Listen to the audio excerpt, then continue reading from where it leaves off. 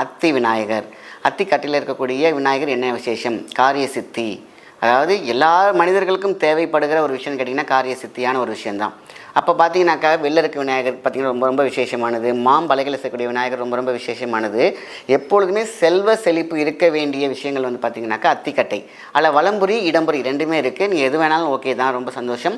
அதில் வலம்புரி கிடச்சிச்சின்னா ரொம்ப ரொம்ப விசேஷமானது. ஆக அத்திக்கட்டையில் செய்யக்கூடிய விநாயகருக்கு என்னென்ன விசேஷம்னா கடன் தீரும். இந்த அத்திக்கட்டை விநாயகருக்கு என்ன ஸ்பெஷல் அப்படின்னு கேட்டிங்கன்னா பாவ விமோச்சனம் அப்படின்னு சொல்லுவாங்க. அத்தி பார்த்திங்கன்னா அத்திவரதர் பார்த்திங்கன்னா பெருமாளுக்கு பண்ணியிருந்தாங்க.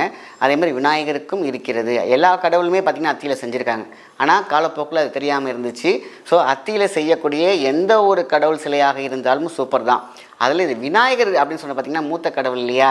எல்லா சக்திகளையும் ஒன்றடக்கி எந்த ஒரு காரியத்தையும் செய்காரியத்தையும் காரிய சித்தியோடு வழங்க வேண்டும் அப்படிங்கிற ஒரு விஷயந்தான் முன்னோக்கி நிற்கிறது. அப்போ ஒரு மனிதனுக்கு சாபம் இருக்கும், பாவம் இருக்கும், அறிந்து மறியாமல் செய்த தவறு இருக்கும்.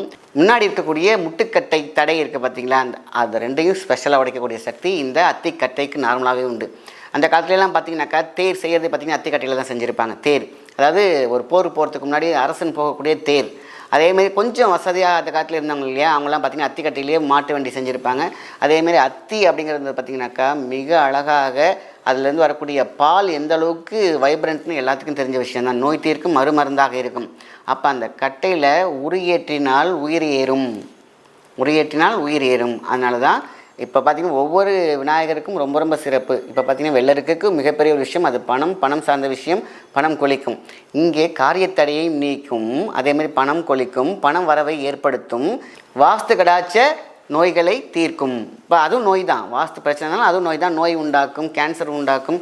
படுக்கும் இடத்துல வந்து பார்த்திங்கன்னா ஜிக்ஸாக்காக பார்த்திங்கன்னா அதோடைய இடத்தில் இருக்கக்கூடிய ஃப்ரீக்குவன்சி சரியில்லைன்னா மனம் சார்ந்த விஷயம் போச்சுனாலே ஆட்டோமேட்டிக்காக உடல் சார்ந்த விஷயம் வந்துடும். ஆக அத்தியில் கிடைக்கக்கூடிய விநாயகரை நாம் வீட்டில் வைத்து வணங்கும் பொழுது வாஸ்து தோஷம், முற்குற்றம் அப்படின்னு சொல்லுவாங்க. 3 வகையான குற்றம் இருக்கும். அதை முற்குற்றம் சொல்லலாம், 3 குற்றம் சொல்லலாம்.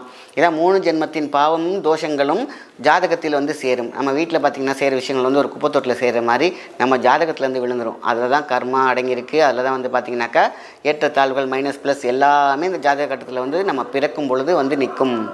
இப்படி அத்திக்கட்டில் செய்த விநாயகரை இல்லைன்னா செஞ்சு வாங்கலாம், இல்லை கடையில் இருக்கிறத எடுத்து வாங்கலாம். இப்படி வாங்கும் பொழுது அது வலம்புரியாக இருந்தாலும் சரி, இடம்புரி விநாயகராக இருந்தாலும் கேஷ் பாக்ஸில், அதாவது கீழே பணம் வச்சு அது மேலே விநாயகர் வச்சு விளக்கேற்றி வந்தாலே போதுமான விஷயம். தூபதீபம் காமிச்சாலே போதுமான விஷயம்.